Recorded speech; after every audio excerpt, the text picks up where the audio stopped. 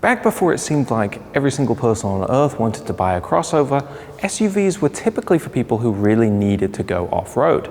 And one of the most iconic nameplates to do that was the Land Rover Discovery. Of course, the newest Land Rover Discovery is quite a bit less rough and tumble than its predecessor. Land Rover has specifically catered this car to be more appealing to everyday family crossover buyers. Let's take a look and see if the Discovery succeeds at that mission. How does it look?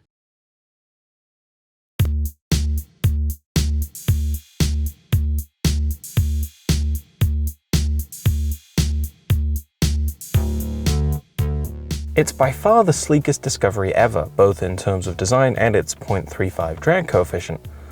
I'm not completely sold on the new look from all angles, especially the big butt that hangs out behind the rear wheels.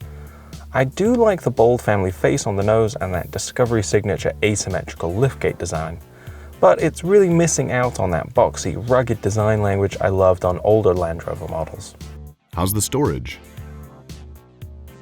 You can get the Discovery with 2 or 3 rows of seats. Now, if you have 3 rows of seats like we have here, then cargo space is pretty minimal. There's only 9 cubic feet of space with the back seats in place. But if you use these incredibly slow power functions to lower all the rows of seats, you'll get as much as 88 cubic feet of storage space. And that's enough for us to easily fit a couple of suitcases from away.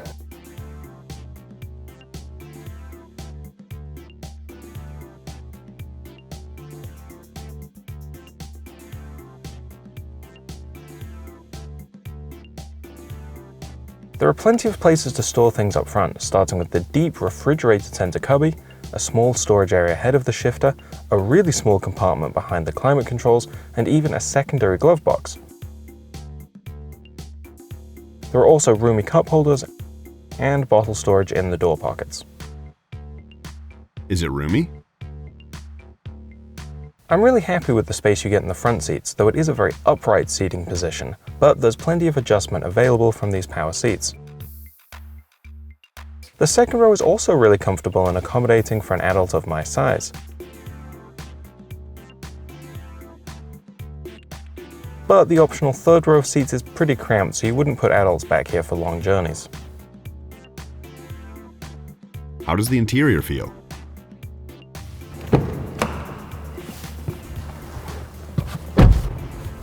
I really do love spending time inside the Discovery.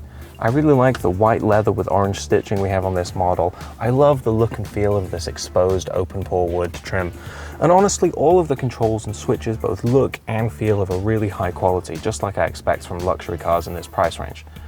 But probably my favorite interior feature, like on any Jaguar or Land Rover product, is the electronic rotary shifter that rises up from the center console when you start the car. Is it well equipped? Being a Land Rover, you get lots of off-roading equipment, like height-adjustable air suspension that lets you ford 3 feet of water, and the terrain response system for tackling everything from snow to mud. You also get typical luxury SUV features like a rear entertainment system, a 360-degree camera, heated power seats, a fantastic Meridian sound system, and various active safety tech. My favorite feature, though, is this activity key. It's a waterproof, Fitbit-like wristband that lets you securely lock your keys in the car when you're doing things like kayaking or swimming or so on. How's the infotainment system? This 10-inch touchscreen is called InControl Touch Pro, and I do like its smart graphics and straightforward menu structure. In addition to the expected music, phone, and navigation features, it has things like off-roading information and even a web browser. But in both this model and other Land Rovers, I found the system can be temperamental and slow to respond to inputs at times. It doesn't always work as well as it looks. It also doesn't support Apple CarPlay or Android Auto, though there are a total of 9 USB charging ports spread throughout the cabin. Is it a good daily driver?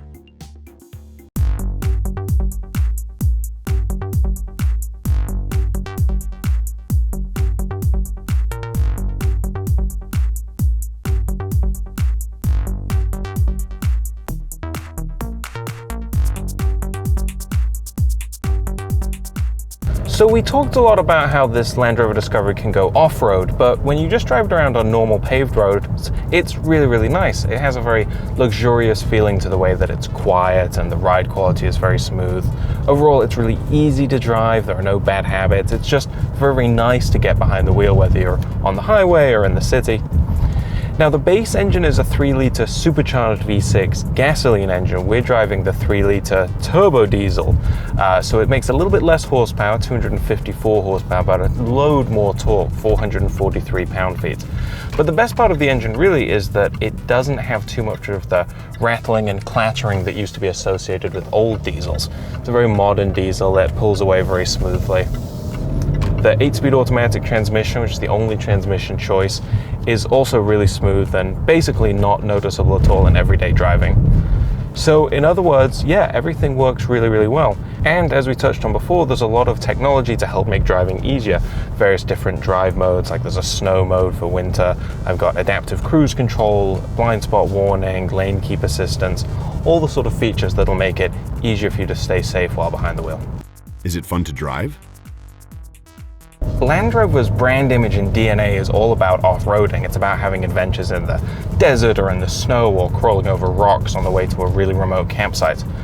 On twisty paved roads, no, the Discovery is not particularly fun to drive. Acceleration from this diesel engine is totally fine, but nothing special, and same for the steering and handling.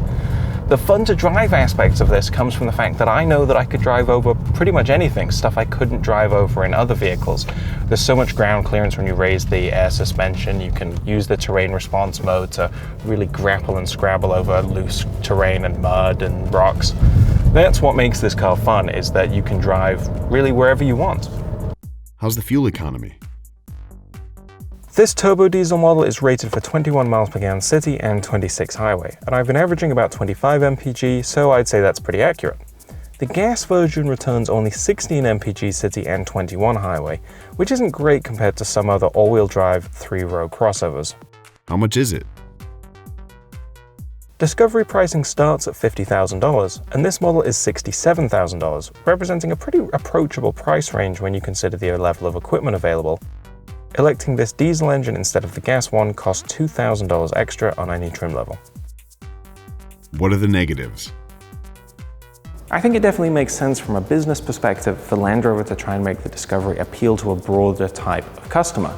But personally, I really miss the utilitarian look and feel of older Land Rover models. It makes me really hopeful that the Land Rover Defender can continue that boxy, rugged heritage, given that the Discovery has gone a little softer.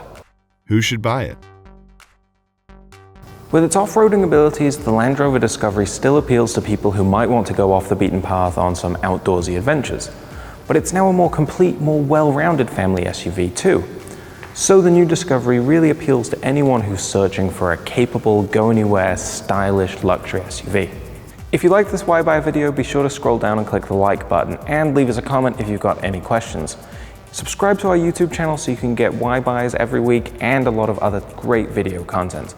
And you can follow us on all your favorite social media platforms: Facebook, Twitter, Instagram, and of course, motor1.com.